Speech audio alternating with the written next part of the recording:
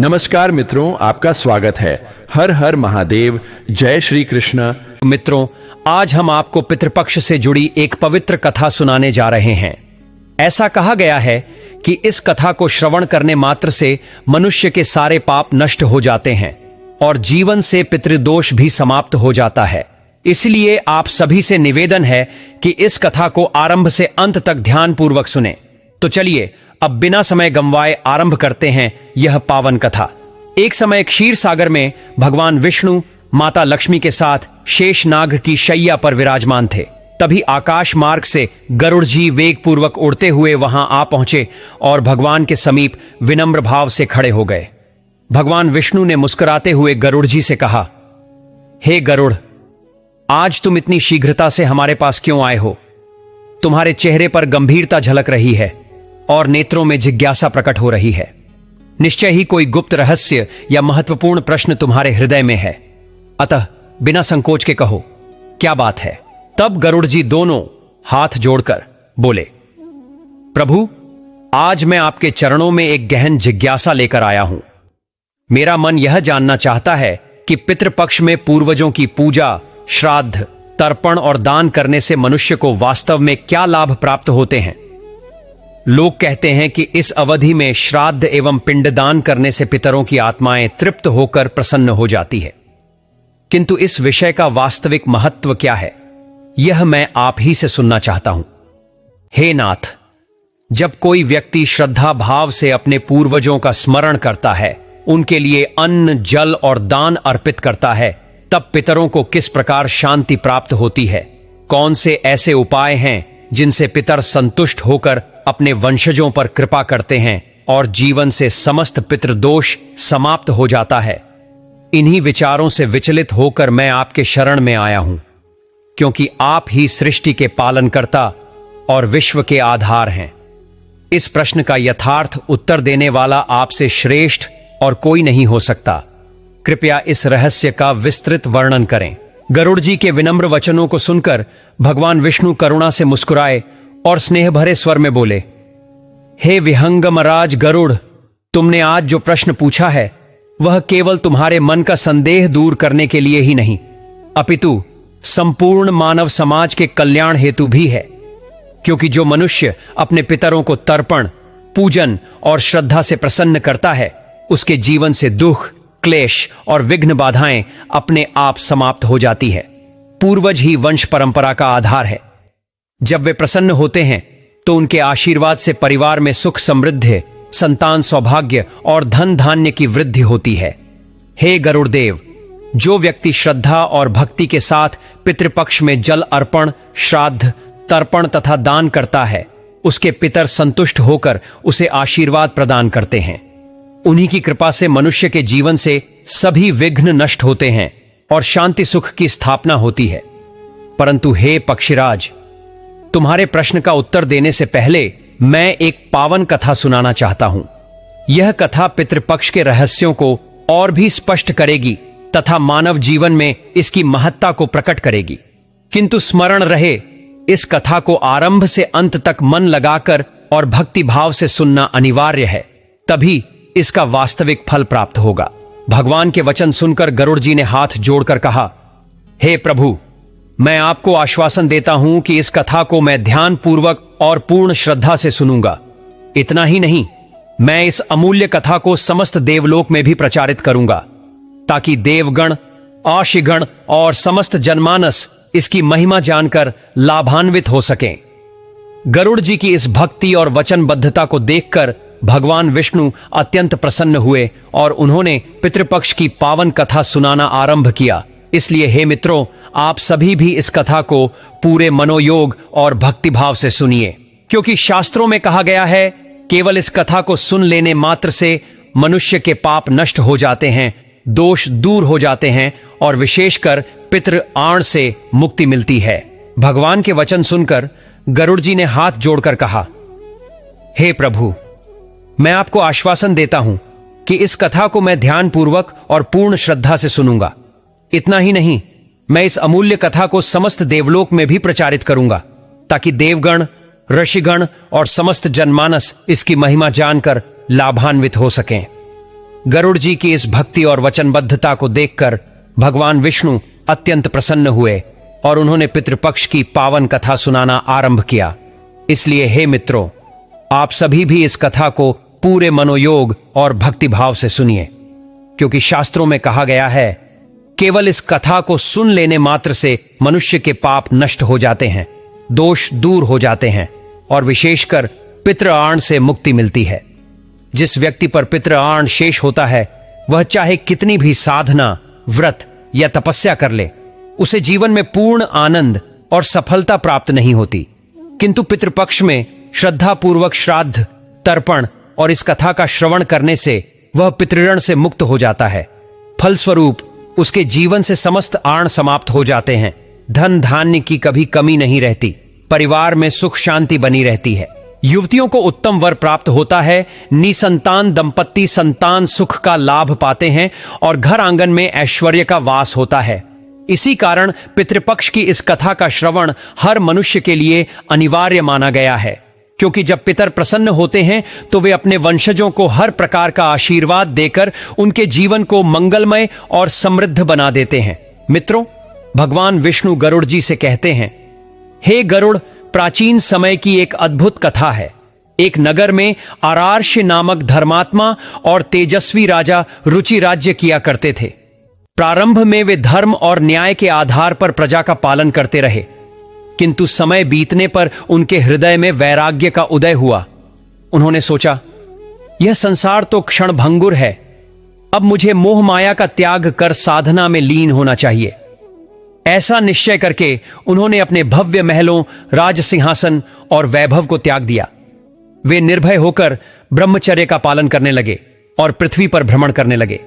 अब वे दिन में केवल एक बार ही भोजन करते और शेष समय वन वन घूमकर ध्यान व साधना में लीन रहते। राजा रुचि का यह कठोर वैराग्य देखकर उनके पितृगण अत्यंत दुखी और चिंतित हो उठे। वे आपस में विचार करने लगे, यदि हमारा वंशज रुचि इस प्रकार संसार से विमुख हो गया और केवल तप ही करता रहा तो उसकी संतति आगे कैसे बढ़ेगी? उसका वंश नष्ट हो जाएगा और हमारी कुल परंपरा समाप्त हो जाएगी। यह सोचकर उनके मन में भय व्याप्त हो गया और उन्होंने निश्चय किया कि क्यों न हम स्वयं अपने इस वंशज से मिलकर उसे समझाएं और गृहस्थ धर्म की ओर प्रेरित करें। कुछ समय बाद जब आर्षि रुचि गहन ध्यान में तल्लीन थे, तभी अचानक दिव्य प्रकाश के साथ उनके पितृ वहां प्रकट हुए। उनका रूप तेजोमय और अलौकिक था। ध्यान भंग होने पर जब आर्षि रुचि ने नेत्र खोले तो अपने सम्मुख 4 दिव्य पुरुषों को खड़ा पाया। यह दृश्य देखकर वे विस्मित हो उठे और तुरंत भूमि पर दंडवत होकर बोले, हे महापुरुषों, आप कौन हैं? आपका दिव्य प्रकाश तो संपूर्ण दिशाओं को आलोकित कर रहा है। कृपया अपना परिचय दें और यह भी बताएं कि आपने मुझे अचानक अपने दर्शन से क्यों धन्य किया है। निश्चय ही आपके आगमन में कोई गूढ़ रहस्य छिपा है। आर्षि रुचि के ऐसे विनम्र वचन सुनकर वे चारों दिव्य पुरुष, जो वास्तव में उनके पूर्वज थे, करुणा और स्नेह से मुस्कुराए और कोमल स्वर में बोले, वत्स रुचि, हम तुम्हारे पितृ हैं, तुम्हारे ही कुल के पूर्वज। तुम्हारा कठोर वैराग्य देखकर हमें अत्यधिक पीड़ा हो रही है। यह सत्य है कि तुमने राज सुख और भौतिक ऐश्वर्य का त्याग किया है, यह उत्तम है, किंतु त्याग के साथ ही तुमने गृहस्थ धर्म और कुल परंपरा से भी मुख मोड़ लिया है। यही कारण है कि आज हम तुम्हें समझाने और तुम्हारे धर्म की ओर प्रेरित करने यहां आए हैं। ऋषि रुचि ने अपने पितरों के वचन सुनकर विनम्रता से उनके चरणों में प्रणाम किया और अत्यंत आदर के साथ बोले, हे पूज्य पितरों, आज मैं वास्तव में धन्य हो गया कि मुझे आप सबका दिव्य दर्शन प्राप्त हुआ। आपके रूप को देखकर मेरा हृदय आनंद से भर गया है, परंतु मेरे अंतर में एक गंभीर शंका उत्पन्न हो रही है। आखिर आप सब मेरे आचरण से अप्रसन्न क्यों हैं? मैंने तो केवल सांसारिक बंधनों और मोह माया से स्वयं को मुक्त करके वैराग्य मार्ग को अपनाया है। यदि मेरे इस आचरण से आपको पीड़ा पहुंची है तो निश्चय ही यह किसी भूल का परिणाम होगा। अतः कृपा करके मुझे बताइए कि मुझसे कौन सी त्रुटि हुई है जिसके कारण आप सब असंतुष्ट और दुखी हैं। आपके वचन मेरे लिए आज्ञा के समान होंगे, इसलिए आप कृपया सत्य बताने की कृपा करें। यह सुनकर पितर गंभीर किंतु करुणामय स्वर में बोले, वत्स, तुमने आज तक विवाह क्यों नहीं किया? क्या तुम्हें यह ज्ञान नहीं कि विवाह ही मनुष्य के लिए स्वर्ग और मोक्ष प्राप्ति का श्रेष्ठ और अनिवार्य साधन है? बिना गृहस्थ जीवन के मनुष्य सदा अपूर्ण और बंधनग्रस्त रहता है। गृहस्थाश्रम ही वह आधार है जिसके द्वारा देवताओं, पितरों, ऋषियों और अतिथियों की सेवा तथा तृप्ति संभव होती है। गृहस्थ स्वाहा उच्चारण से देवताओं को और स्वधा उच्चारण से पितरों को तृप्त करता है। दान द्वारा अतिथि और ब्राह्मणों का संतोष करता है और उनके आशीर्वाद से इस लोक तथा परलोक दोनों को संवारता है। परंतु हे पुत्र, तुमने न तो विवाह किया और न संतान उत्पन्न की। इस कारण तुम देवताओं और पितरों के प्रति अपने आरण से मुक्त नहीं हो सकते। सोचो, बिना संतान तुम्हारा वंश कैसे आगे बढ़ेगा और बिना वंशज के पितृतर्पण कौन करेगा? यदि पितृतर्पण न हुआ तो स्वर्ग की प्राप्ति कैसे होगी? अतः समझो, यदि तुम विवाह नहीं करोगे तो यह अन्याय केवल तुम्हारे साथ नहीं बल्कि संपूर्ण कुल के साथ होगा। यह मार्ग तुम्हें सुख नहीं देगा, केवल दुख ही देगा। मृत्यु के उपरांत तुम्हें नरक की प्राप्ति होगी और आगामी जन्मों में भी तीव्र कष्ट सहने होंगे। पितरों के ये गंभीर वचन सुनकर आर्षि रुचि हाथ जोड़कर विनीत भाव से बोले, हे पूज्य पितरों, मेरे हृदय की दृढ़ मान्यता है कि विवाह जीवन का सबसे कठिन बंधन है। विवाह के साथ अनेक प्रकार की जिम्मेदारियां और बंधन आते हैं जिनसे मनुष्य पाप अर्जित करता है और अंततः पतन की ओर बढ़ता है। इसी विचार से मैंने आज तक किसी स्त्री से विवाह करने का निश्चय नहीं किया।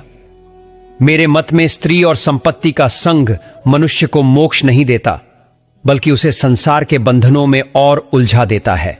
परंतु जो पुरुष अविवाहित रहकर प्रतिदिन ज्ञान अर्जित करता है, ज्ञान रूपी अमृत का पान करता है और अपनी आत्मा को उस ज्ञान से प्रकाशित करता है, वही मुझे श्रेष्ठ प्रतीत होता है। शास्त्रों में भी विविध प्रकार के सांसारिक कर्मों और उनके बंधनों का विस्तृत वर्णन है। उनसे हमें यही शिक्षा मिलती है कि मनुष्य को अपनी चंचल इंद्रियों को वश में रखकर तत्व ज्ञान के निर्मल जल से आत्मा को पवित्र करते रहना चाहिए। यही सच्चा साधन है, यही वास्तविक मार्ग है। यह सुनकर पितर पुनः गंभीर स्वर में बोले, वत्स, यह सत्य है कि इंद्रियों पर संयम रखना और आत्मा को ज्ञान से शुद्ध करना आवश्यक है। तुम जो कह रहे हो वह उचित है, परंतु यह मार्ग पूर्ण नहीं है। मनुष्य के वास्तविक कल्याण के लिए उसे यज्ञ, तप और दान जैसे कर्तव्यों का भी पालन करना चाहिए। जब कोई निस्वार्थ भाव से यज्ञ करता है, तप करता है और दान देता है, तब वह अपने जीवन से पाप और अशुद्ध को दूर करता है। जो पुरुष इन सब कार्यों को फल की इच्छा से रहित होकर करता है, उसके शुभ और अशुभ दोनों कर्म उसे नहीं बांधते। इस प्रकार भोग के द्वारा उसके पूर्व जन्म के पाप नष्ट होते हैं और पुण्य भी भोग द्वारा क्षीण होकर आत्मा को निर्मलता की ओर ले जाते हैं।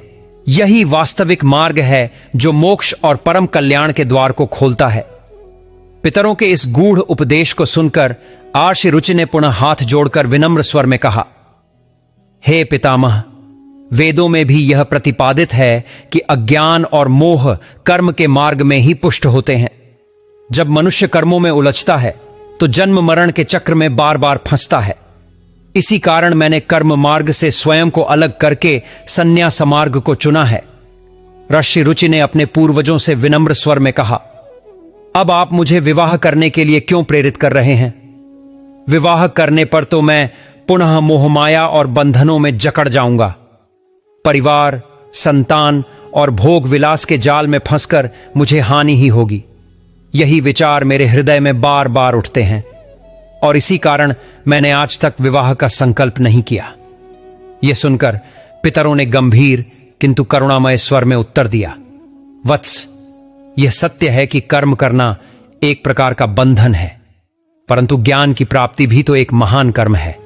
महापुरुष शास्त्रों में बताए हुए कर्मों का उल्लंघन नहीं करते।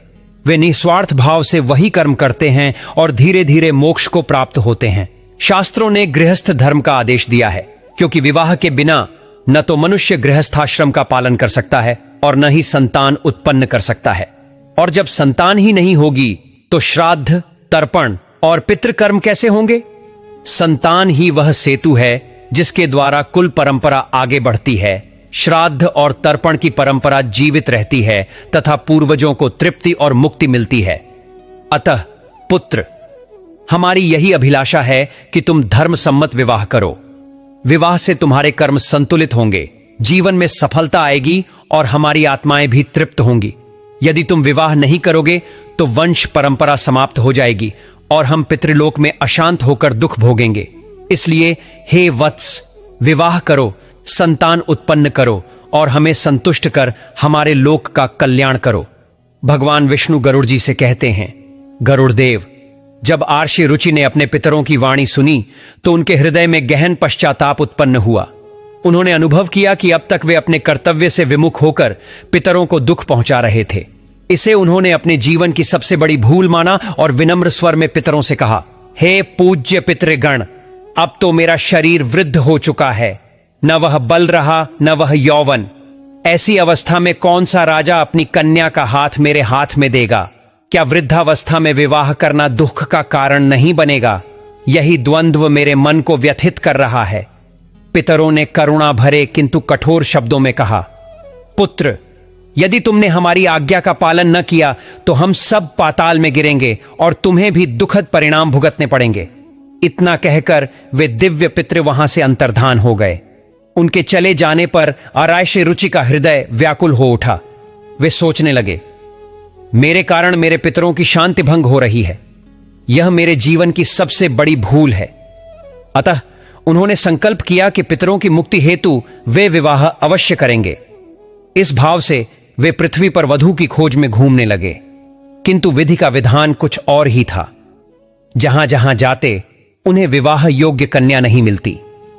एक ओर पितरों के शब्द उनके कानों में गूंजते रहते और दूसरी ओर वधू न मिलने का संताप उन्हें भीतर ही भीतर व्यथित करता रहा। ऋषि रुचि निरंतर गहन चिंता में डूबे रहते। उनके मन में बार बार विचार उठता, अब मैं क्या करूं, कहां जाऊं, कौन सी स्त्री मुझे विवाह के लिए स्वीकार करेगी जिससे मेरे पितर तृप्त होकर मोक्ष को प्राप्त हों? क्या कोई युवती ऐसे वृद्ध ब्राह्मण से विवाह करने के लिए तैयार होगी? इसी शंका और संशय में वे लंबे समय तक डूबे रहे। अंततः मन ही मन उन्होंने निश्चय किया, इस जटिल प्रश्न का समाधान केवल सृष्टिकर्ता परमपिता ब्रह्मा जी ही बता सकते हैं। वही जगत के मार्गदर्शक हैं, अतः मुझे उन्हीं की उपासना करनी चाहिए। यह निश्चय करके आर्षि रुचि वन की ओर प्रस्थान किए और वहां उन्होंने ब्रह्मा जी की कठोर तपस्या आरंभ की। दिन रात, शीत ग्रीष्म, वर्षा धूप की परवाह किए बिना वे निरंतर ध्यान मग्न होकर केवल ब्रह्मा जी का स्मरण करते रहे। इस प्रकार 100 वर्षों तक कठोर साधना करने के पश्चात परमपिता ब्रह्मा जी उनके सम्मुख प्रकट हुए। उनके दिव्य तेज से समस्त वन आलोकित हो उठा। ब्रह्मा जी को साक्षात सामने देखकर आर्षि रुचि का हृदय आनंद और भक्ति से भर गया। वे भूमि पर दंडवत होकर बार बार प्रणाम करने लगे। ब्रह्मा जी ने करुणा से मुस्कुराते हुए मधुर स्वर में कहा, हे रुचि, मैं तुम्हारी दीर्घ साधना और अटल श्रद्धा से अत्यंत प्रसन्न हूं। तुमने 100 वर्षों तक जो तप किया है उससे मुझे संतोष हुआ है। अब निसंकोच होकर अपनी अभिलाषा कहो, तुम्हारा संकल्प व्यर्थ नहीं जाएगा। गला रुंधा हुआ था, किंतु हाथ जोड़कर आर्षि रुचि ने निवेदन किया, हे परमपिता, मेरे पितरों ने मुझे आदेश दिया है कि मैं विवाह कर संतान उत्पन्न करूं, जिससे उन्हें तर्पण प्राप्त हो और वे तृप्त होकर मुक्ति को प्राप्त हों। किंतु हे प्रभो, पृथ्वी पर मुझे कोई उपयुक्त कन्या नहीं मिल रही। इसी कारण मैं अत्यंत चिंतित और व्याकुल हूं। अतः कृपा कर ऐसी कन्या प्रदान करें जिससे विवाह कर मैं अपने पितरों का आदेश पूर्ण कर सकूं। ब्रह्मा जी ने स्नेहपूर्वक उत्तर दिया, हे ब्राह्मण श्रेष्ठ, आज से तुम जगत के प्रजापति बनो। तुम्हारे माध्यम से ही सृष्टि की वृद्धि होगी और वंश परंपरा सुरक्षित रहेगी। तुम्हारे पितरों का जो आदेश है वह धर्म सम्मत और सत्य है, अतः इसे अपने हृदय में स्थिर करो। अब तुम अपने पितरों की आराधना करो, श्रद्धापूर्वक तर्पण दो। जब वे प्रसन्न होंगे तो अवश्य ही तुम्हें सत स्वभाव वाली पतिव्रता और योग्य पत्नी प्राप्त होगी, जिसके द्वारा तुम्हारा कुल सुरक्षित रहेगा और तुम्हारे पितर भी तृप्त होकर तुम्हें आशीर्वाद देंगे। इतना कहकर ब्रह्मा जी अदृश्य हो गए। ब्रह्मा जी के वचनों से आर्षि रुचि का मन दृढ़ संकल्प और भक्ति से भर गया। उन्होंने निश्चय किया, अब मैं अपने पितरों को तर्पण और पूजा द्वारा प्रसन्न करूंगा। तभी मुझे योग्य पत्नी और उनका आशीर्वाद प्राप्त होगा। वे एक पवित्र नदी के तट पर पहुंचे और वहां बैठकर श्रद्धा पूर्वक तिल, जल और भोजन अर्पित कर अपने पितरों का तर्पण किया। मन को एकाग्र कर वे स्तुति करने लगे और प्रार्थना करने लगे कि पितर उन पर प्रसन्न हों और उनकी इच्छा पूर्ण करें। भगवान विष्णु और गरुड़ संवाद। तब भगवान विष्णु गरुड़ से कहते हैं, हे गरुड़ देव, आशी रुचि ने जो स्तुति अपने पितरों की थी वह अत्यंत पवित्र और दिव्य है। उसका श्रवण करने मात्र से पाप नष्ट होते हैं और जीवन के सभी विघ्न समाप्त हो जाते हैं। यह स्तुति ऐसी है कि जो मनुष्य इसे श्रद्धा से सुन लेता है उसके पितर प्रसन्न होकर उसे आशीर्वाद देते हैं। जब पितर प्रसन्न होते हैं तो वे अपने वंशजों के जीवन में सुख, समृद्धि और मंगल की वर्षा करते हैं। इसलिए हे गरुड़, तुम भी ध्यानपूर्वक इस स्तुति को सुनो और संपूर्ण मानव जाति को इसके महत्व का बोध कराओ। फिर भगवान विष्णु ने वह पितृ स्तुति सुनाई। जो पितर आदि देव स्वरूप हैं और श्राद्ध के अवसर पर स्वधा मंत्र से देवताओं द्वारा तृप्त होते हैं, मैं उन सभी पितरों को श्रद्धा से प्रणाम करता हूं। जो दिव्य महर्षि लोक में विराजमान हैं और मानसिक श्रद्धा द्वारा अपने पितरों को तृप्त करते हैं, मैं उन सभी को नमन करता हूं। अग्नि, वृष्टि, आद्य और सोमपति नामक पितर, वे सब इस श्रद्धा से संतुष्ट हों और मुझे आशीर्वाद प्रदान करें। पूर्व दिशा में अग्निस्वात पितर मेरी रक्षा करें। दक्षिण दिशा में वर्षत पितर सदैव मेरे रक्षक बने। पश्चिम दिशा में आद्य पितर मेरी रक्षा करें और उत्तर दिशा में सोम पितर सदा मेरा संरक्षण करें। ये सभी पूज्य पितर हमें राक्षसों, भूत प्रेतों और दुष्ट आत्माओं के अशुभ प्रभाव से बचाए रखें। विश्व, विष, भुखु, आराध्य, धर्म, धन्य, शुभानंद, भूतिकृत और भूति, ये 9 गण। कल्याण, कालद्राश्रय, कालता, हेतु और अनघ, ये 6 गण। वर, वरेण्य, वृद्ध, तुष्टि, पुष्टि, विश्वपथ और धाता, ये 7 गण। तथा महित, महिमा, वन और महाबल, ये 5 गण। सब मिलकर प्रसन्न हो और मेरे सभी पापों का नाश करें। ऋषि रुचि की इस प्रार्थना को सुनते ही आकाश में एक अद्भुत दिव्य प्रकाश प्रकट हुआ। वह प्रकाश इतना तेजस्वी था कि संपूर्ण संसार उसकी आभा से आलोकित हो गया। इस दिव्य ज्योति को देखकर ऋषि रुचि भाव विभोर हो गए। वे भूमि पर घुटनों के बल बैठ गए और पुनः अपने पितरों की स्तुति करने लगे। ऋषि के इन मधुर स्तोत्रों को सुनकर पितर अत्यंत प्रसन्न हुए और तत्काल उनके सम्मुख प्रकट हो गए। तब ऋषि रुचि ने उनकी विधिवत पूजा की। पुष्प, सुगंध और पवित्र द्रव्यों से उनका पूजन अर्चन किया। फिर वे हाथ जोड़कर विनम्रता से खड़े हो गए और निवेदन करने लगे। पितरों ने प्रसन्न होकर कहा, वत्स, तेरे स्तोत्र और भक्ति ने हमारे हृदयों को संतोष और आनंद से भर दिया है। तूने जो श्रद्धा दिखाई है उससे हम अत्यंत प्रसन्न हैं। अतः निःसंकोच अपनी इच्छा प्रकट कर हम तेरी मनोकामना अवश्य पूर्ण करेंगे। तब ऋषि रुचि ने विनम्र स्वर में कहा, हे पूज्य पितरों, परमपिता ब्रह्मा ने मुझे प्रजापति बनाकर सृष्टि की रक्षा और वंश विस्तार का दायित्व सौंपा है। मेरा कर्तव्य है कि इस उत्तरदायित्व को पूर्ण करूं, परंतु यह तभी संभव है जब मुझे एक योग्य, सती, साध्वी और धर्मनिष्ठा से युक्त पत्नी मिले, जो मेरे वंश को आगे बढ़ाए और सदैव मर्यादा का पालन करे। इसीलिए मेरी इच्छा है कि आप मुझे ऐसी उत्तम पत्नी प्रदान करें। पितरों ने हर्षित होकर आशीर्वाद दिया और कहा, वत्स, इसी पवित्र स्थान पर इसी क्षण तुझे एक दिव्य और पतिव्रता नारी प्राप्त होगी, जिसका नाम मनोहरिणी, मनोरमा होगा। उससे तुझे एक तेजस्वी पुत्र की प्राप्ति होगी, जो रूपवान, बुद्धिमान और पराक्रमी होगा। उस पुत्र का नाम रोच होगा और उसका यश तीनों लोकों में फैलेगा। तेरे वंश में अनेक बलवान और आज्ञाकारी पुत्र उत्पन्न होंगे, जो वंश की कीर्ति को अमर करेंगे। इतना कहकर पितरों ने आशीर्वाद दिया और अदृश्य हो गए। हे गरुड़, पितरों के अदृश्य होते ही उसी क्षण एक अद्भुत दृश्य प्रकट हुआ। नदी के मध्य से एक मनोहर रूपवती दिव्य नारी उदित हुई, जिसकी प्रभा से चारों ओर प्रकाश फैल गया। उस दिव्य स्त्री के साथ ही एक और कन्या प्रकट हुई, जिसकी शोभा और आभा अलौकिक थी। वह देवी स्वरूपा कन्या ऋषि रुचि के समीप आई और मधुर वाणी में बोली, हे महात्मन, मैं आपको यह सुंदरी कन्या मनीनी पत्नी के रूप में प्रदान करती हूं। आप विधिपूर्वक इसका वरण करें। इस पवित्र विवाह से आपको एक अत्यंत तेजस्वी और बुद्धिमान पुत्र प्राप्त होगा, जिसका नाम मनु होगा।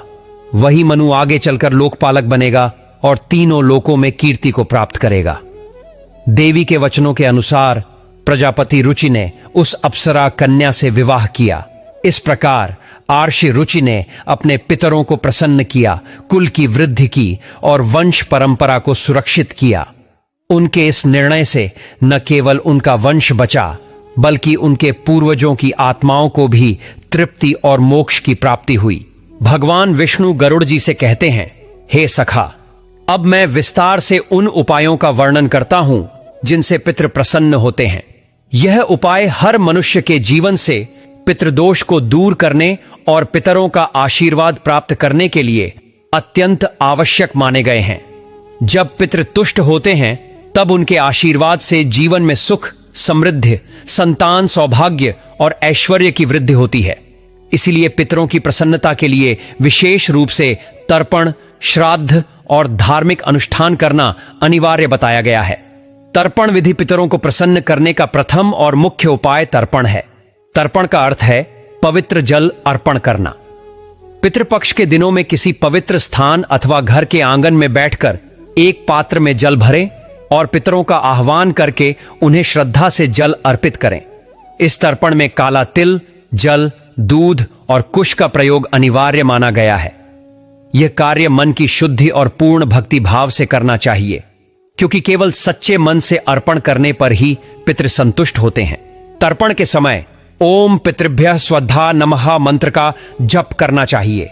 इस मंत्र के प्रभाव से पितृ प्रसन्न होकर अपने वंशजों को आशीर्वाद देते हैं। श्राद्ध कर्म दूसरा उपाय है। श्राद्ध कर्म जो पितरों की तृप्ति के लिए अत्यंत आवश्यक है। श्राद्ध में पितरों के लिए भोजन, फल और वस्त्र अर्पित किए जाते हैं। इस अवसर पर ब्राह्मणों को ससम्मान बुलाकर भोजन कराना, वस्त्र और दक्षिणा देना तथा उनका आशीर्वाद लेना चाहिए। श्राद्ध के दिन विशेषकर सात्विक भोजन बनाया जाता है, जैसे खीर, पूरी, सब्जियां और अन्य ताजे व पौष्टिक व्यंजन। जब यह भोजन पवित्र भाव से पितरों को अर्पित किया जाता है, तब वे तृप्त होकर आशीर्वाद प्रदान करते हैं। गाय, ब्राह्मण और जीवों को भोजन तीसरा उपाय है। गाय, ब्राह्मण और अन्य जीवों को भोजन कराना। शास्त्रों में वर्णन है कि गाय, कुत्ते, कौए और ब्राह्मण को अन्न प्रदान करना पितरों को प्रसन्न करने का शुभ साधन है। विशेषकर श्राद्ध के दिन गाय को हरी घास और रोटी खिलाना, कुत्ते को भोजन देना और कौए को चावल अथवा खीर अर्पित करना अत्यंत पुण्यकारी माना गया है। ऐसा करने से पितृ संतुष्ट होकर वंशजों को शांति और समृद्धि का आशीर्वाद देते हैं। इस तरह कथा और उपाय सुनने मात्र से ही पितृदोष का निवारण होता है और घर परिवार में सुख शांति का वास होता है। पितृपक्ष की पावन कथा पूर्वजों की कृपा प्राप्त करने का एक महत्वपूर्ण उपाय पीपल और तुलसी की पूजा मानी गई है। पीपल को पितरों का निवास कहा गया है और तुलसी माता श्रीहरि विष्णु को अत्यंत प्रिय है। इसलिए पितृपक्ष में श्रद्धा और भक्ति के साथ पीपल व तुलसी की आराधना करने से पितर प्रसन्न होते हैं और समस्त पितृदोष समाप्त हो जाते हैं। तुलसी देवी स्वयं लक्ष्मी जी का दिव्य प्रतीक मानी जाती हैं।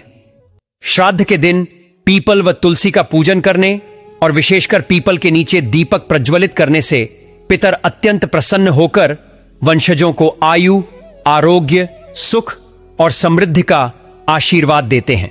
भगवान श्री विष्णु गरुड़ जी से कहते हैं, हे गरुड़, जिन लोगों पर पितृदोष का प्रभाव हो उन्हें गया जी या अन्य पवित्र तीर्थ स्थलों पर जाकर पिंडदान अवश्य करना चाहिए। गया में किया गया पिंडदान पितरों को तृप्त करता है और उन्हें मोक्ष की प्राप्ति होती है। वहीं वंशजों को पितरों का आशीर्वाद मिलता है। पिंडदान के समय काले तिल और चावल का विशेष महत्व है, जिन्हें श्रद्धापूर्वक अर्पित करना चाहिए। इससे पितरों की आत्माओं को शांति और संतोष मिलता है। विष्णु जी आगे कहते हैं, हे गरुड़, श्राद्ध पक्ष में व्रत और संयम का पालन भी आवश्यक है। इस काल में सात्विक आहार लेना, ब्रह्मचर्य का पालन करना और तामसिक वस्तुओं जैसे मांस, मद्य आदि से दूर रहना अनिवार्य है। इस समय विष्णु, शिव और लक्ष्मी की उपासना करनी चाहिए। इससे पितरों को परम शांति मिलती है और वे वंशजों को सुख समृद्धि का आशीर्वाद देते हैं। हे गरुड़, पितरों को तृप्त करने के लिए निर्धनों, ब्राह्मणों और साधु संतों को अन्न और वस्त्र दान करना भी अत्यंत फलदायी है। विशेषकर श्राद्ध पक्ष में किया गया यह दान पितरों को संतोष देता है। अन्नदान को महादान कहा गया है। इस पुण्य कर्म से पितृदोष दूर होता है और पितरों की प्रसन्नता से वंशजों को सुख, शांति और समृद्धि की प्राप्ति होती है। पवित्र नदियों में स्नान करना और पितरों के लिए जल अर्पित करना भी अत्यंत शुभ और पुण्यदायी माना गया है। विशेषकर गंगा जी का जल पितरों को तृप्त करने का मुख्य साधन है। गंगा स्नान से मनुष्य के समस्त पाप धुल जाते हैं और पितरों की आत्माओं को शांति मिलती है। जब पितर प्रसन्न होते हैं तो वे वंशजों पर कृपा बरसाते हैं। हे गरुड़, सत्संग में सम्मिलित होना और पवित्र ग्रंथों का पाठ करना भी पितरों को प्रसन्न करता है। विशेषकर श्रीमद् भागवत गीता का 11वां अध्याय पढ़ना अत्यंत श्रेष्ठ माना गया है। इसके पाठ से पितरों को परम शांति प्राप्त होती है और उनके आशीर्वाद से वंश में शुभता और मंगल की वृद्धि होती है। इस प्रकार हे गरुड़, जो भी व्यक्ति श्रद्धा और विश्वास से इन उपायों का पालन करता है, उसके जीवन से पितृदोष समाप्त हो जाता है। उसके परिवार में सदा सुख, शांति और समृद्धि बनी रहती है। पितरों के आशीर्वाद से उसके सभी कार्य सफल होते हैं और वंश की उन्नति होती रहती है। भगवान विष्णु ने कहा, हे गरुड़, अब तुम्हारे सभी प्रश्नों का समाधान हो गया होगा। तब गरुड़ जी ने विनम्र भाव से कहा, हे प्रभु, आज आपने मुझे पितृपक्ष की यह दिव्य कथा सुनाकर अमूल्य ज्ञान दिया है। आपके वचनों से मेरा हृदय प्रकाशित हो गया। मैं प्रतिज्ञा करता हूं कि इस कथा को देवलोक में प्रसारित करूंगा, ताकि देवता, आर्षि मुनि और समस्त मानव इस कथा का महत्व जानकर पितरों की कृपा प्राप्त कर सकें। इस प्रकार भगवान विष्णु ने गरुड़ जी को पितृपक्ष का यह पवित्र रहस्य सुनाया। साथ ही पितरों को प्रसन्न करने के उपाय भी विस्तार से बताए। इसलिए हर मनुष्य को पितृपक्ष में इन उपायों का पालन अवश्य करना चाहिए, क्योंकि इससे जीवन में कभी पितृदोष नहीं आता और पितर सदैव प्रसन्न रहते हैं। पितृपक्ष और स्त्रियों का संभोग। मित्रों, पितृपक्ष को हमारे सनातन धर्म में बहुत पवित्र और विशेष माना गया है। इस समय पूर्वजों की आत्माओं की तृप्ति के लिए श्राद्ध, तर्पण और दान किया जाता है। लेकिन क्या आप जानते हैं कि पितृपक्ष में स्त्रियों के संभोग करने को लेकर अलग अलग मान्यताएं प्रचलित हैं? आइए जानते हैं इसका रहस्य। पहला कारण, वंश परंपरा और पितरों की तृप्ति। शास्त्रों में कहा गया है कि पितरों की सबसे बड़ी तृप्ति तभी होती है जब वंश आगे बढ़ता है। स्त्रियों का संभोग और गर्भधारण वंश परंपरा का आधार है। इसलिए कुछ लोक कथाओं में यह माना गया कि पितृपक्ष में संतानोत्पत्ति की संभावना बढ़े तो यह पितरों के लिए शुभ होता है। दूसरा कारण, ऊर्जा और प्रजनन काल पितृपक्ष वर्षा ऋतु के अंत और शरद ऋतु की शुरुआत में आता है।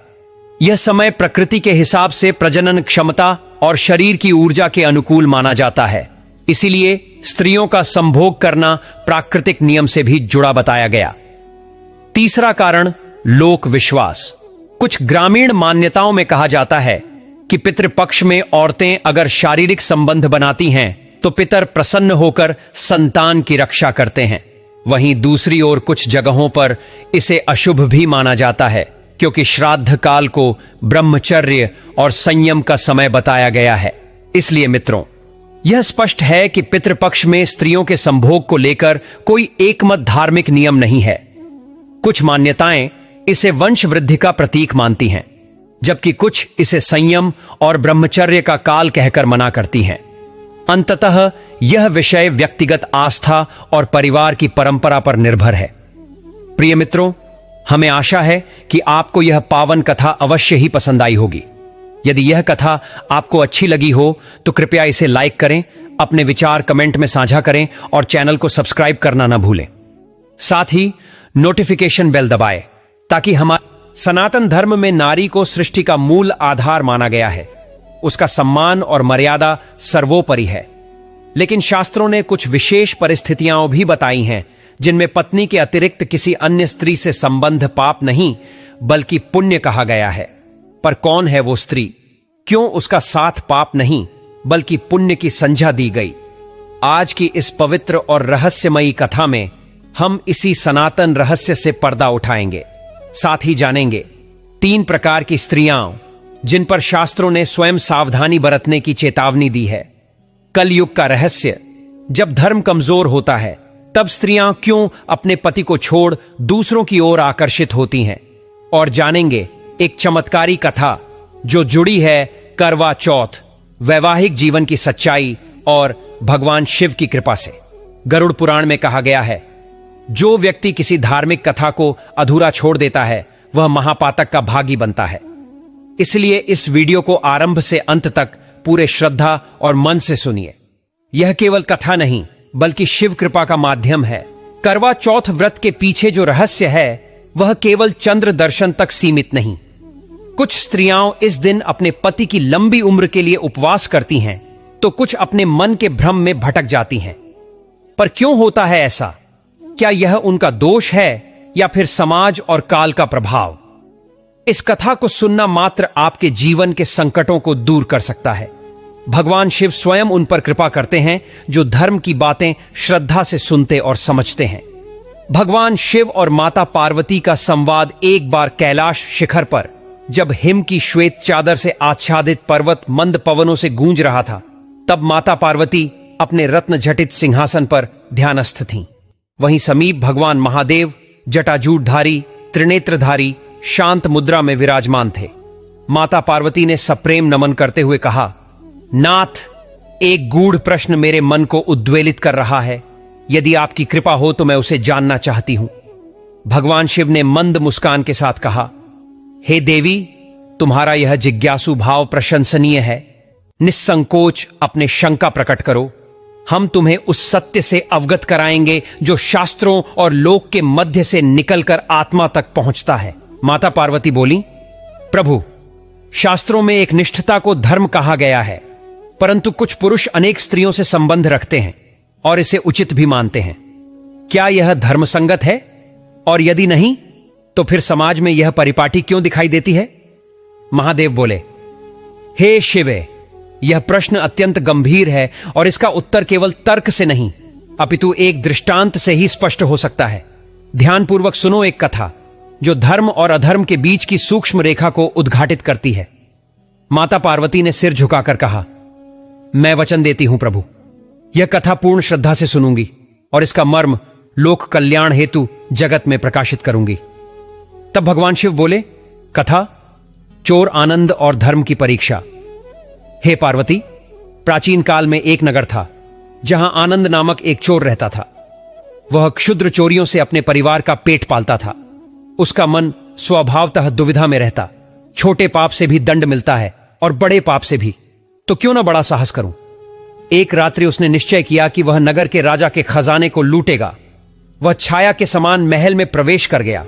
वहां स्वर्णमयी मुद्राएं और रत्नों का अपार भंडार था, परंतु उसी भंडार के चारों ओर प्रहरी ऐसे खड़े थे जैसे स्वयं यमराज ने बंधन की रेखा खींच दी हो।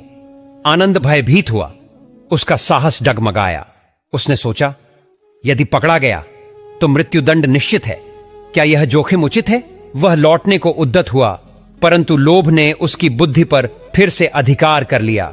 यदि आया हूं तो खाली क्यों जाऊं, कुछ ना कुछ तो ले ही लूं। और यह सोचकर वह एक कोने में पड़ा एक साधारण दिखने वाला पात्र उठा लेता है, यह जाने बिना कि उसमें क्या है। अब आनंद ने एक नवीन योजना रची। राजा के शयन कक्ष में प्रवेश करूंगा। संभव है कि राजा ने विश्राम करते समय अपने राजसी वस्त्र उतारे हों। यदि मैं उन वस्त्रों को धारण कर लेता हूं तो पहरेदार मुझे राजा समझेंगे और मुझे खजाने तक जाने से नहीं रोकेंगे। यह सोचते हुए आनंद धीरे धीरे राजा के शयन कक्ष की ओर बढ़ा। उसने सावधानी से पर्दा हटाया और भीतर झांका। अंदर का दृश्य देख वह हतप्रभ रह गया। राजा गहरी निद्रा में लीन था और रानी चिंतन मुद्रा में पलंग पर बैठी थी। यह देख आनंद भयभीत हो गया और तुरंत एक दीवार की आड़ में छिप गया। रात्रि का रहस्य और रानी की शर्त, आनंद अब रानी के सोने की प्रतीक्षा करने लगा। समय बीतता गया, परंतु रानी अब भी जागृत थी। संदेह होने पर आनंद ने धीरे से फिर से पर्दा हटाया। उसी क्षण गलती से उसके हाथ से पुष्पों का एक गुच्छा गिर पड़ा। पुष्पों की आहट से राजा की नींद नहीं खुली, लेकिन रानी सजग हो गई। रानी ने तुरंत तलवार उठाई और स्वर में कठोरता भरते हुए बोली, कौन हो तुम? किस उद्देश्य से इस पवित्र शयन कक्ष में प्रवेश किया है? यदि सत्य नहीं बताया तो शीश धड़ से अलग कर दूंगी। आनंद भय से कांप गया। उसने हाथ जोड़कर कहा, देवी, मैं एक अभागा निर्धन हूं, कष्टों से घिरा जीवन व्यतीत कर रहा हूं। चोरी मेरी विवशता है, ना कि स्वभाव। यदि मेरा अंत कर दिया गया तो मेरे बालक अनाथ हो जाएंगे। दया करें देवी। रानी कुछ पल मौन रही, फिर उसकी दृष्टि गंभीर हो गई। वह बोली, मैं तुम्हें क्षमा कर सकती हूं, पर एक शर्त है। आनंद ने डरते हुए पूछा, क्या शर्त है देवी? रानी ने उसकी आंखों में देखा और कहा, यदि तुम मेरा आदेश मानो और मेरे साथ एक रात्रि यहां बिताओ, एक साधारण मनुष्य की भांति, तो मैं तुम्हें क्षमा कर सकती हूं, अन्यथा तुम्हारा जीवन यहीं समाप्त हो जाएगा। रानी की विचित्र शर्त सुनकर आनंद का कलेजा कांप उठा। उसकी कांपती आवाज से निकला, हे राजमाता, आप यह कैसी बात कह रही हैं? मैं तो एक साधारण चोर हूं और आप राजधर्म की अधिष्ठात्री। आपसे मेरी कोई तुलना नहीं। यह विचार भी मेरे लिए महापाप तुल्य है। रानी ने अपने हाथ की तलवार उसकी ओर और आगे बढ़ाते हुए कहा, सोच विचार का समय समाप्त हो चुका है। यदि जीवन प्रिय है तो वही करो जो मैंने कहा, अन्यथा मृत्यु को आलिंगन करने हेतु तैयार रहो, चोर। रानी की कठोर वाणी सुन आनंद का रोम रोम सिहर उठा। वह मन ही मन बुदबुदाया, आज तो मृत्यु ने द्वार पर दस्तक दे दी है। यदि रानी की बात नहीं मानूं तो मृत्यु निश्चित है, और यदि मान लूं तब भी अंत का ही मार्ग प्रशस्त होगा। अब तो दोनों ओर गहरी खाई है। आनंद का अंतर्मन द्वंद्व से भर उठा। कुछ पल विचारों में खोकर वह बोला, राजमाता, आपकी आज्ञा सिर माथे, किंतु एक विनती है। मुझे 2 क्षण दीजिए। अत्यंत तीव्र मूत्रधार है, उसे निवृत्त कर मैं आपके आदेश का पालन करूंगा। रानी ने सहमति में सिर हिलाया और उसे जाने का संकेत दिया। आनंद अवसर पाकर वहां से निकल पड़ा। रानी वहीं खड़ी उसकी प्रतीक्षा करती रही, परंतु चोर तो चोर ठहरा। वह महल की ओर नहीं लौटा। जैसे ही वह महल के द्वार तक पहुंचा, प्रहरी ने उसे दबोच लिया। प्रहरी ने तीव्र स्वर में पूछा, अरे तू कौन है? इस समय यहां क्या कर रहा है? आनंद का छल और रानी की परीक्षा। आनंद ने कंपकंपाती आवाज में समस्त सत्य उगल दिया। मैं एक साधारण चोर हूं। इस राजमहल में केवल चोरी की नीयत से प्रविष्ट हुआ था, परंतु विधि के विधान से रानी मुझ पर आरूढ़ हो गईं। उन्होंने जीवनदान की शर्त में मेरे समर्पण की मांग की। मैंने विवश होकर बहाने से एक क्षण का अवकाश मांगा और उसी क्षण भाग खड़ा हुआ। अब आपके चरणों में उपस्थित हूं, कृपया दया करें। द्वारपाल ने गंभीर स्वर में कहा, तुझे छोड़ने की एक ही शर्त है, हे पथभ्रष्ट। तू पुनः रानी के सम्मुख जाएगा और कहेगा, मैं समर्पण को तैयार हूं, परंतु एक शर्त है, जब तक रानी अपने ही हाथों से राजपुरुष का अंत न कर दें, तब तक मैं यह पाप नहीं कर सकता। यदि तू यह कह सके तो तुझे जाने दिया जाएगा। यह सुनकर आनंद की आत्मा भीतर तक कांप उठी। अब वह मानो मृत्यु की छाया में जी रहा था। सोचने लगा, यदि मैं पहले ही रानी की इच्छा के अधीन हो गया होता तो शायद प्राण बच जाते, किंतु अब तो प्रत्येक मार्ग मृत्यु की ओर ही जाता प्रतीत होता है। यदि मैंने द्वारपाल की बात कह दी तो रानी क्रोधित होकर मुझे वहीं समाप्त कर देगी। समस्त दिशा में उसे केवल अंधकार और मृत्यु की आहट सुनाई दे रही थी। आखिरकार उसने निश्चय किया और साहस बटोरकर पुनः रानी के समक्ष उपस्थित हुआ। विनम्र स्वर में बोला, देवी, मैं अब आपके समर्पण के योग्य हूं, परंतु एक भय मुझे निरंतर विदीर्ण कर रहा है। यदि उस क्षण महाराज जाग उठे तो न आप बचेंगी न मैं। यदि आप वास्तव में मेरे साथ जीवन व्यतीत करना चाहती हैं तो आपको स्वयं राजा का अंत करना होगा। केवल तभी हम निर्भय होकर इस संसार के बंधनों से मुक्त हो सकते हैं। यदि यह आपके लिए संभव न हो तो मेरे जीवन का अंत करना ही उचित होगा। रानी, जो पहले ही कामवासना की आग में जल रही थी, एक क्षण को स्थिर हुई, फिर अधरों पर कुटिल मुस्कान लाते हुए बोली, रुको, इस अधूरे कार्य को पूर्ण कर दूं। ऐसा कहते हुए उसने तलवार को दोनों हाथों में थाम लिया और उस निष्प्रभ राजा की सोई हुई देह से उसका मस्तक अलग कर डाला। चंद क्षणों में समस्त शयन कक्ष रक्त से रंजित हो गया। रानी की देह भी उस रुधिर में नहा गई। यह दृश्य स्वयं उसके लिए भी भयावह था, जिसके कारण वह कुछ पलों के लिए चेतना खो बैठी। इसी क्षण का लाभ उठाकर आनंद वहां से पलायन कर गया। प्रभात होते ही समस्त राजमहल में हाहाकार मच गया। राजा की नृशंस हत्या ने सभी को स्तब्ध कर दिया था। लोग पूछते फिर रहे थे, सोते हुए महाराज की हत्या किसने की और कैसे? महारानी जोर जोर से विलाप कर रही थीं, जिससे कोई संदेह न उठा। परंतु एकमात्र वही प्रहरी था जिसके अंतर्मन में यह शंका जीवित थी, या तो रानी स्वयं इस हत्याकांड की सूत्रधार हैं, या फिर वह चोर जिसका नाम आनंद है। किंतु उसने यह रहस्य किसी से साझा नहीं किया। राजा के अंतिम संस्कार की तैयारियां पूर्ण हो चुकी थीं। उसी समय महारानी ने सबके सम्मुख घोषणा की, मैं अपने पतिदेव के साथ सती होना चाहती हूं। इस वाक्य ने समस्त राज्यवासियों की शंका को शांत कर दिया। सबने यही माना कि जो स्त्री पति के साथ अग्नि में प्रविष्ट होने को तत्पर है, वह हत्यारी कैसे हो सकती है। सती के लिए महारानी साज सज्जा में बैठी और चिता पर विराजमान हो गईं। राजपुरुष, मंत्री और सेवक एक एक कर चिता पर लकड़ियां अर्पित करते गए। अंत में सबसे अंतिम में प्रहरी की बारी आई। चुपचाप उसने एक लकड़ी चिता पर रखी और झुकते हुए धीमे स्वर में कहा, देवी, आप सती होने जा रही हैं, परंतु इस प्रहर में मैं आपसे एक सत्य जानना चाहता हूं। क्या राजा की हत्या आपने की थी या आनंद चोर ने? यह सुन रानी चौंक उठी। उसकी दृष्टि एक क्षण के लिए उस प्रहरी की ओर स्थिर हो गई। अब वह जान चुकी थी कि यह पुरुष भी उस रात्रि के रहस्य से पूर्णतः अनभिज्ञ नहीं है। कुछ पल मौन रहकर उसने उत्तर दिया, न तो मैंने राजा का वध किया और न ही आनंद ने। यदि तुम सचमुच सत्य के जिज्ञासु हो तो एक विशेष स्थान पर जाना होगा, वहीं से इस रहस्य की वास्तविक डोर खुलती है। राजा के वध का रहस्य, सनातनी रहस्य कथा। महारानी ने धीमे स्वर में कहा, हे वीर, नगर की पश्चिम दिशा में, जहां सूर्य की किरणें भी संकोचवश रुक जाती हैं, उस अरण्य के गहनतम भाग में एक तपस्विनी निवास करती है। वयोवृद्ध हैं, परंतु उनकी दृष्टि काल के परे है। यदि तुम सत्य के दर्शन करना चाहते हो तो उस पथ पर चलो, वही स्त्री तुम्हें यथार्थ का बोध कराएगी। प्रहरी ने नतमस्तक होकर महारानी का आदेश स्वीकार किया। प्रातःकाल वह उस दिशा में निकल पड़ा जहां समय भी ठहर जाता है। अरण्य में गहन निस्तब्धता थी। केवल पत्तों की खड़खड़ाहट और अपने ही हृदय की धड़कन सुनाई देती थी। वहां एक कुटिया के बाहर वटवृक्ष की छाया में वह तपस्विनी स्थिर खड़ी थीं। प्रहरी ने उनके चरणों में शीश नवाते हुए निवेदन किया, माथे, मैं सत्य जानने की अभिलाषा लेकर आया हूं। कौन है वह जिसने हमारे स्वामी का वध किया? तपस्विनी मंद मुस्कान के साथ बोली, वत्स, प्रत्येक सत्य को जानने से पूर्व उसकी अग्नि में तपना होता है। यदि तू इस रहस्य का उद्घाटन चाहता है तो एक परीक्षा से गुजरना होगा।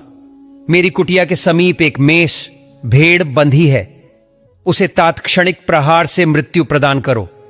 प्रहरी ने संकल्प लिया, तलवार खींची और एक ही वार में मेष का सिर धड़ से अलग कर दिया। तुरंत ही उसका कटा हुआ मस्तक भूमि पर गिरा और एक अलौकिक घटना घटी। उस खोपड़ी के भीतर की जबड़े की हड्डी चमक उठी और फिर वह सिर हवा में उछल गया, जैसे कोई अदृश्य शक्ति उसे दिशा दे रही हो। तपस्विनी की वाणी पुनः गूंजी, वत्स, यही मस्तक तुझे उस व्यक्ति तक ले जाएगा जिसने राजवंश के सूर्य को अस्त कराया। इसका अनुसरण करो, परंतु सावधान, पथ सरल नहीं होगा। प्रहरी तत्क्षण पीछे दौड़ा। सिर आकाश में विचरता हुआ आगे बढ़ता गया। वह उसे एक भयानक वन की ओर ले गया। वहां न प्रकाश था न ध्वनि, केवल अंधकार और भय। जंगल के मध्य एक विशाल गुफा थी, जिसकी छाया में रात्रि भी भयभीत हो जाती थी। उड़ता हुआ सिर सीधे जाकर गुफा के द्वार पर गिरा और वहीं रुक गया। गहन वन की रहस्यमयी गुफा और दैत्य कन्या का मोहजाल। पहरेदार के अंतर्मन में जिज्ञासा जागी, इस सुनसान वन की छाती में कौन ऐसा दिव्य या अद्भुत प्राणी होगा जो मुझे महाराज के वध का गूढ़ रहस्य बताएगा। उसके विचारों की गूंज अभी शांत भी न हुई थी कि गुफा के गर्भ में एक रहस्यमय हलचल हुई। यह गुफा किसी साधारण प्राणी की नहीं, अपितु एक भयानक दैत्य की थी, जो वर्षों से इस वन में अपनी पुत्री के साथ वास करता था। संयोगवश उस क्षण दैत्य भोजन की खोज में वन के दूरस्थ भागों में विचरण कर रहा था और गुफा में केवल उसकी कन्या उपस्थित थी। ज्यों ही उस दैत्य कन्या ने मानव की सुगंध पाई, वह सतर्क हो गई। उसने गुफा के द्वार पर खड़े उस नवयुवक को देखा, जिसकी आंखों में जिज्ञासा और हृदय में भय समाया हुआ था। उसके भीतर द्वंद्व मचा।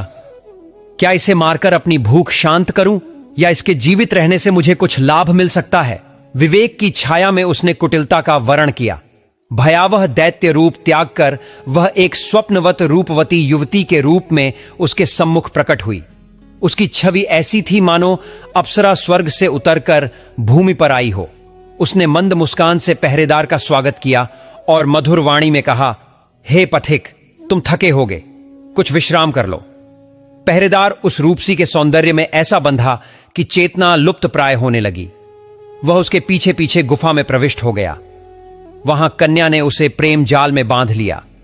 कुछ ही काल में दोनों के बीच मन, वचन और तन से एक गहरा संबंध स्थापित हो गया। कालक्रम में रात्रि गहराने लगी। दैत्य के आगमन का समय समीप था। यह जान दैत्य कन्या ने तुरंत एक तांत्रिक मंत्रोच्चारण किया और पहरेदार को एक छोटी मक्खी में परिवर्तित कर गुफा की दीवार पर छिपा दिया। क्षण भर में दैत्य लौट आया। उसकी नासिका फड़क उठी और वह गरजा, कन्या, मुझे मानव की गंध क्यों आ रही है? कहीं कोई अनधिकृत आत्मा यहां प्रवेश तो नहीं कर गई? कन्या ने सहजता से उत्तर दिया, पिताश्री, कौन ऐसा मूर्ख प्राणी होगा जो आपके जैसे दानव के साम्राज्य में आने का दुस्साहस करे?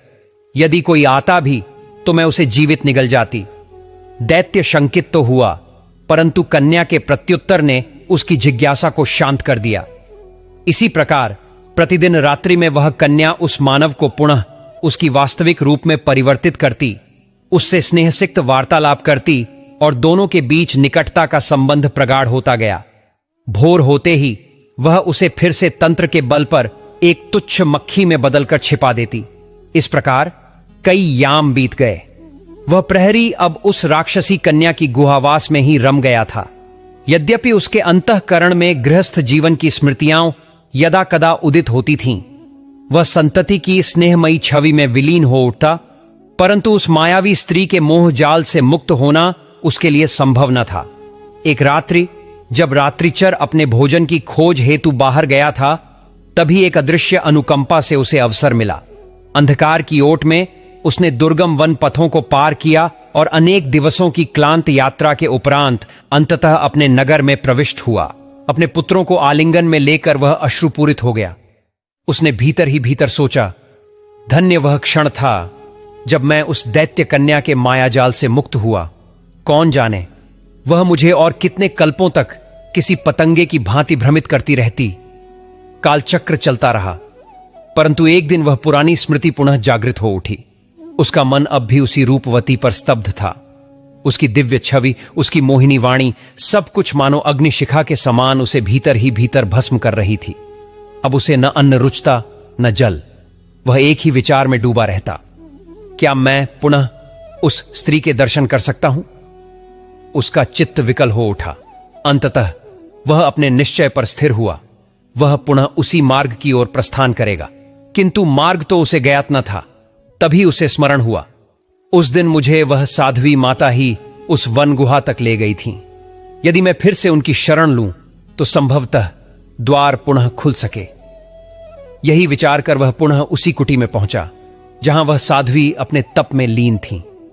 चरणों में नत होकर वह बोला, हे तपस्विनी माता, यदि आप कृपा करें तो मुझे एक बार पुनः उस स्थान पर पहुंचा दें जहां आपने पहले भेजा था। अब उसका उद्देश्य राजा के वध का रहस्य जानना न रह गया था। वह राक्षसी युवती के मोह में पूर्णतः आसक्त हो चुका था। साध्वी माता उसकी व्याकुलता को भांप गईं। वे मुस्कुराईं और गंभीर स्वर में बोलीं, वत्स, उस समय मैंने तुम्हें एक भेड़ के नाम पर वहां भेजा था, वह तो अब रही नहीं। फिर अब तुम्हें वहां ले जाने का कोई कारण शेष नहीं रहा। प्रहरी दीन होकर बोला, हे माता, यदि आप कृपा करें तो मैं जीवन पर्यंत आपका दास बना रहूंगा। केवल एक बार, बस एक बार मुझे पुनः उस दिव्य अप्सरा के सान्निध्य का सौभाग्य प्राप्त हो जाए। सन्यासिनी ने धीमे स्वर में कहा, वत्स, तुम्हारी जिज्ञासा का समाधान संभव है, पर इसके लिए एक अग्नि परीक्षा देनी होगी। अपने पुत्र को यहां बुलाओ। रक्षक ने मुस्कुराते हुए उत्तर दिया, माता, यह तो अत्यंत सरल कार्य है, अभी बुलवाता हूं। जैसे ही पुत्र वहां पहुंचा, सन्यासिनी ने उसकी ओर संकेत करते हुए कहा, जिस प्रकार तुमने भेड़ की बलि दी थी, उसी प्रकार अपनी संतान की गर्दन पर तलवार चलाओ। जैसे ही उसका मस्तक आकाश में उठे, उसे पकड़ना, वही तुम्हें सत्य तक ले जाएगा। वासना के मोहपाश में बंधा रक्षक संकल्पित होकर तलवार उठाने ही वाला था कि तभी सन्यासिनी ने उसका हाथ थाम लिया और कठोर वाणी में बोली, रुक जा, यही उत्तर है तेरे प्रश्न का। राजा की मृत्यु किसी व्यक्ति द्वारा नहीं, बल्कि वासना की अंधी आग में जलकर हुई। जैसे आज तू अपने पुत्र का संहार करने चला, वैसे ही राजा ने भी अपनी विवेक बुद्धि को खो दिया था। अब कैलाश पर्वत पर भगवान शिव माता पार्वती से कहते हैं, हे देवी, तुम्हारा प्रश्न अत्यंत गंभीर है, पर उत्तर जानने से पहले यह समझना आवश्यक है कि स्त्री चाहे कितनी ही सुशोभित, रूपवती या ज्ञानवती क्यों न हो, कुछ स्त्रियों का स्वभाव पुरुष के पतन का कारण बन सकता है। पहली, मिथ्यावाणी वाली स्त्री। जो नारी बारंबार असत्य भाषण करती है, वह केवल शब्दों से नहीं, रिश्तों की आत्मा को भी छलती है। ऐसा झूठ संबंधों की नींव को धीरे धीरे दीमक की तरह खोखला कर देता है। 2. स्वार्थपरायणा नारी। जो स्त्री केवल अपने सुख, लाभ और स्वार्थ की पूर्ति के लिए संबंध बनाती है, वह किसी के भी भावनात्मक, मानसिक व आर्थिक विनाश का कारण बन सकती है। 3. कामनामयी स्त्री। वह स्त्री जिसकी दृष्टि में काम ही धर्म बन गया है, वह व्यक्ति के धर्म, विवेक और उद्देश्य तीनों को निगल जाती है। ऐसे संबंध न प्रेम होते हैं न समर्पण, वे केवल विनाश के द्वार खोलते हैं। भगवान शिव निष्कर्ष स्वरूप कहते हैं, हे पार्वती, नारी शक्ति का स्वरूप है, पर यदि वह सत्य, करुणा और धर्म से विमुख हो जाए तो वही शक्ति संहारक बन जाती है। अविश्वासी स्त्री का स्वभाव और उसका दुष्परिणाम यदि किसी स्त्री में श्रद्धा, निष्ठा और आत्मसमर्पण का अभाव हो, तो यह उस संबंध के लिए अत्यंत घातक सिद्ध होता है। नारी के स्वभाव में यदि संदेह, चंचलता या आकर्षण की अस्थिरता हो, तो वह किसी भी क्षण अपने जीवन साथी के साथ विश्वासघात कर सकती है। ऐसी स्त्री न केवल संबंधों को तोड़ती है, अपितु उस व्यक्ति की मानसिक और आत्मिक शांति को भी नष्ट कर देती है। धर्मशास्त्रों में कहा गया है, स्त्री यदि पतिव्रता न हो तो उसका संग पुरुष के लिए विनाश का कारण बनता है। ऐसे संबंधों में विश्वास का अभाव होता है, और जहां विश्वास डगमगाता है, वहां प्रेम भी धीरे धीरे नष्ट हो जाता है। भगवान शिव और माता पार्वती का संवाद। एक दिन कैलाश पर्वत पर माता पार्वती ने भगवान शिव से जिज्ञासा प्रकट की, प्रभु, क्या यह सत्य है कि पत्नी के अतिरिक्त किसी अन्य स्त्री से संबंध बनाना पाप नहीं माना जाता? तब महादेव मुस्कुराए और गंभीर स्वर में बोले, हे पार्वती, सुनो धर्म का सनातन रहस्य। विवाह का महत्व एवं धर्म की मर्यादा विवाह केवल सामाजिक अनुबंध नहीं, बल्कि आत्माओं का मिलन और धार्मिक संस्कारों की पूर्णता है। इसमें न केवल शरीर जुड़ते हैं, बल्कि दो आत्माएं, दो कुल और दो जीवनों का व्रत जुड़ता है। शिवजी बोले, जिस प्रकार अग्नि में आहुति देकर यज्ञ पूर्ण होता है, उसी प्रकार विवाह रूपी यज्ञ में निष्ठा और मर्यादा की आहुति ही पवित्र दाम्पत्य का मूल है। यदि कोई पुरुष अपनी पत्नी के अतिरिक्त किसी अन्य स्त्री से संबंध बनाता है, तो वह न केवल अपनी पत्नी के विश्वास को तोड़ता है, अपितु धर्म, कुल और समाज की मर्यादा को भी कलंकित करता है।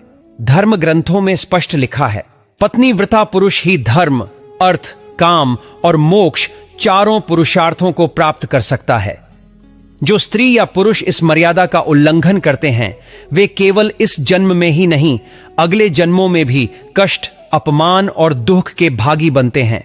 सनातन सत्य संभोग यदि धर्म, प्रेम और निष्ठा के साथ हो तो वह पुण्य है, किंतु यदि वह वासना, छल और विश्वासघात पर आधारित हो तो वह घोर पाप बन जाता है। इसलिए जो व्यक्ति पत्नी के अतिरिक्त किसी और स्त्री के संग संबंध बनाता है, वह धर्म और समाज दोनों के प्रति अपराधी होता है। शिववाणी, विवाह का दिव्य रहस्य। एक पावन कथा जो वैवाहिक जीवन की मर्यादा और निष्ठा को उजागर करती है।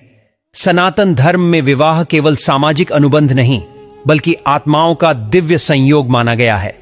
वेदों से लेकर उपनिषदों तक हर ग्रंथ में पति पत्नी के रिश्ते को धर्म, सत्य और निष्ठा की कसौटी पर रखा गया है। एक बार माता पार्वती कैलाश पर्वत पर भगवान शिव के चरणों में बैठी थीं। उन्होंने विनम्रता से पूछा, माता पार्वती, नाथ, जब मैं पृथ्वीलोक पर गई तो मैंने देखा कि कलयुग में स्त्रियां और पुरुष एक दूसरे के प्रति निष्ठा नहीं रखते। क्या कारण है कि विवाह जैसे पवित्र बंधन को लोग तोड़ने लगे हैं? भगवान शिव मुस्कुराते हुए बोले, हे देवी, यह कलयुग की सबसे बड़ी विडंबना है। जब धर्म क्षीण होता है तब व्यक्ति अपने वचनों को भूल जाता है। विवाह के 7 फेरे मात्र शब्द नहीं, आत्मा के 7 स्तरों का वचन है। जो पुरुष या स्त्री इन वचनों को तोड़ते हैं वे न केवल अधर्म के भागी बनते हैं बल्कि अपने कुल का भी विनाश करते हैं। विवाह की मर्यादा क्या कहती है शास्त्र? धार्मिक दृष्टिकोण से श्रीमद् भगवद गीता कहती है, सत्य, श्रद्धा और विश्वास ही किसी भी संबंध की नींव होते हैं। विवाह जहां 2 आत्माएं मिलती हैं वहां अन्य संबंधों के लिए कोई स्थान नहीं होता। पति का पराई स्त्री से संबंध बनाना केवल पत्नी के साथ धोखा नहीं बल्कि धर्म, समाज और आत्मा के साथ विश्वासघात है। विवाह के 7 वचनों की शक्ति। हर फेरे में एक वचन होता है, जीवन भर एक दूसरे का साथ, सत्य का पालन, संतानों के पालन पोषण में सहयोग, धर्म और मोक्ष की यात्रा में साथ, कठिन समय में न छोड़ना, परस्पर विश्वास, जीवन की अंतिम श्वास तक समर्पण। इनमें से एक भी वचन का उल्लंघन पाप माना गया है जो अगले जन्म तक परिणाम देता है, सामाजिक, मानसिक और आध्यात्मिक परिणाम। पत्नी को धोखा देना उसकी आत्मा को चीरने जैसा है। बच्चों के मन में अविश्वास और दुख भर जाता है। व्यक्ति स्वयं भी आत्मग्लानि और मानसिक संताप से घिर जाता है। कब पुनर्विवाह उचित है? यदि संतान प्राप्ति नहीं हो रही हो और दोनों पक्ष आपसी सहमति से पुनर्विवाह करें तो वह शास्त्रों में मान्य है, लेकिन किसी अन्य स्त्री से छुपकर संबंध रखना घोर पाप है। ऐसा महर्षि नारद, मनुस्मृति और भागवत पुराण में भी वर्णित है। तो मित्रों, यह जानकारी आपको कैसी लगी हमें कमेंट करके जरूर बताएं। साथ ही कमेंट में अपनी राशि जरूर लिखें। भगवान भोलेनाथ आप सभी की मनोकामना पूरी करे। वीडियो को अंत तक देखने के लिए आप सभी का दिल से धन्यवाद।